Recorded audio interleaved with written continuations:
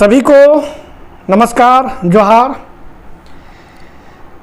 देखिए, जो लगातार हम लोग का आंदोलन जो चल रहा है, विधायक मंत्री से मिलना, संसद से मिलना, आज हमारे मित्रगण क्रांतिकारी जो देवेंद्र नाथ जी के नेतृत्व में ये जो आंदोलन का रूपरेखा तैयार हुआ है, आज माननीय मिथिलेश ठाकुर जी से मिले।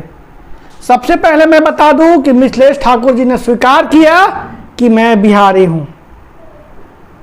जो खुद व्यक्ति स्वीकार करें मैं बिहारी हूं, लेकिन यहाँ की मिट्टी मुझे पसंद है।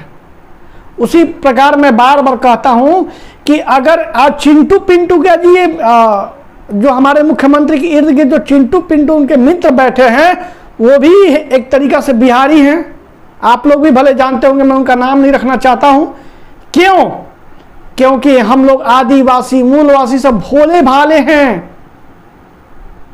हम लोगों को लगातार मानसिक तरीका से लोग गुलाम करके राज कर रहे हैं।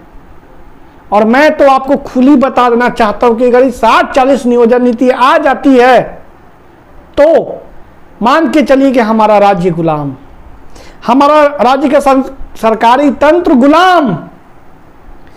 चलिए मैं इस सब मुद्दे पे आके आपको सही तरीके से बताना चाहता हूं कि हमारे मंत्रिमंडल जो मिथिलेश ठाकुर जी थे, उनके समक्ष हमारे जो मंत्रीगण आंदोलनकारी मित्र हैं वो क्या बात को रखे। सबसे पहले तो उन्हें नियोजन नीति से अवगत कराएं।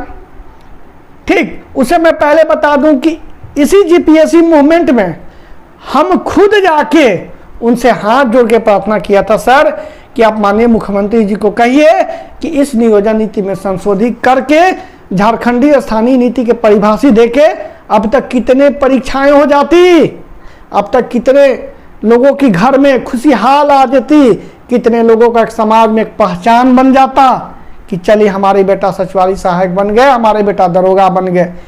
चलिए, मैं तो लगातार संघर्ष किया और मैं करता रहूँगा, लेकिन हमारे उन्होंने चंदन जी और देवेंद्र जी के उन्हें से एक अच्छा प्रश्न किए कि सर आप नियोजन नीति क्यों जानबूझकर गलत बताए थे, जो पहली दृष्टि में ही जब चीफ जस्टिस ने बोल दिया था कि ये नियोजन नीति पूरी तरीका से असंवैधानिक है, तो बोले कि उन जेएमएम के पास एक ही रोना गाना है, कांग्रेस के पास बस भारतीय जनता पार्टी के कोई उराव जी हैं, उनके माध्यम से ये हम लोग की हार हुई।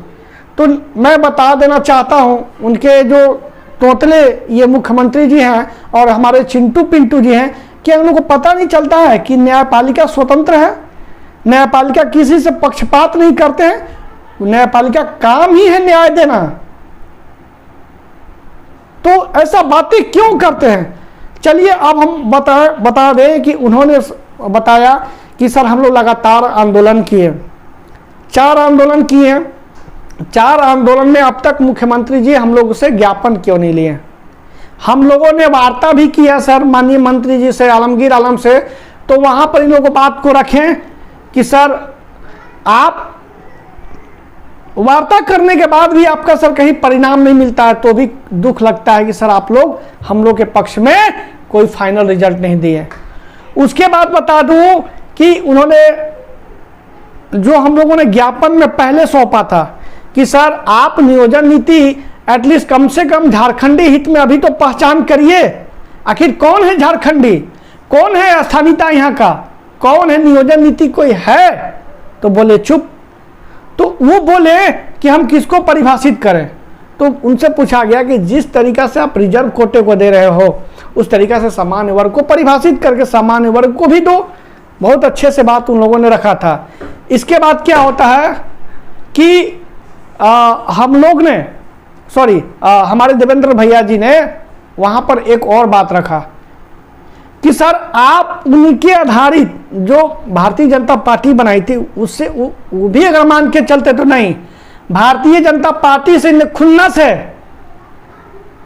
तो हमारे चंदन जी ने एक बहुत अच्छा प्रश्न किया कि सर हम लोग जो नौकरी लेंगे कि जो भाजपा जो वोट दिया है क्या नौकरी नहीं लेगा क्या? सिर्फ जेएमएम का वोट दिया वही सिर्फ नौकरी लेगा? ये पक्षपात करना बंद करिए और इस बात को प्रमुखता से रखें और कहें तो उनके मुंह जो है ना सूख गए। बोले कि सर आप बिहारी हैं और आप झारखंडी हित में नियोजन नीति झारखंडियों को क्यों नहीं बनना देना चाहते हैं। बोले कि, और ये भी इन्होंने प्रश्न किया कि सर माननीय मुख्यमंत्री जी हम लोगों से क्यों नहीं वार्ता करना चाह रहे हैं। तो बोले कि हम प्रयास करेंगे। यही बात मैंने पहले भी बोला था कि सर एक बार प्रयास करिए। और मैं जब वहां पर गए तो माननीय मुख्यमंत्री मंत्रिमंडल जी से मेरा वार्ता भी हुई, ठीक ना। सर को बोले कि सर हमारे मित्रगण लोग गए हैं, आप सर उनसे मिलिए। तो गए वहाँ पर उन लोगों को बुलाएं और अच्छे से बात भी किए, क्योंकि हमारे क्षेत्र के वो मंत्री हैं तो मेरी बात को सुनते हैं। लेकिन भला ही हमारी बात को अकेले ना सुने, अनसुना कर दे, लेकिन मान के चलिए और उन्होंने बोले हैं कि सर आपकी जो सरकार बोली थी कि हम 5 लाख नियुक्ति देंगे प्रत्येक साल, बेरोजगारी भत्ता देंगे, उस पर भी चर्चा किए तो भी चुप हो गए। वहां तक इस बात से भी अवगत कराएं कि सर मैं बता दूं कि आप अपने जो विज्ञापन जारी हुआ उस विज्ञापन में स्पष्ट लिखा गया है कि भारत का नागरिकता हो, ताकि कौन है झारखंडी। तो बहुत भावुक हो गए।